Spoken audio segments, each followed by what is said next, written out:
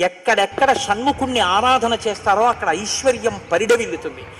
పక్కన ఉన్నటువంటి తమిళ దేశం, ద్రవిడ దేశంలో అంత ఐశ్వర్యం వచ్చింది, అన్ని పరిశ్రమలు వచ్చాయంటే కారణం ఏమిటో తెలుసా అండి? సుబ్రహ్మణ్యారాధన. వాళ్ళు విపరీతమైన సుబ్రహ్మణ్యారాధనం చేస్తారు.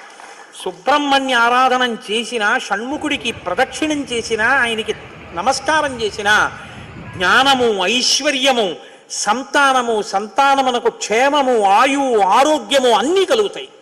అంత శక్తివంతమైనటువంటి సర్గ ఈ షణ్ముఖోత్పత్తి సర్గ. అందుకే వాల్మీకి మహర్షి ఎప్పుడూ కూడా అసలు ఫలశ్రుతి చెప్పరు. కానీ ఈ షణ్ముఖోత్పత్తి గురించి చెప్పిన తర్వాత, అందుకే షణ్ముఖుడికి ఉన్న గొప్పతనం ఏమిటో తెలుసా అండి? ఆయనకి ఒక గొప్ప విజయాన్ని సాధించాడు షణ్ముఖుడు ఒక్కడే. శైవ వైష్ణవాలు రెండూ కూడా వియ్య వందేట్టు చేశాడు.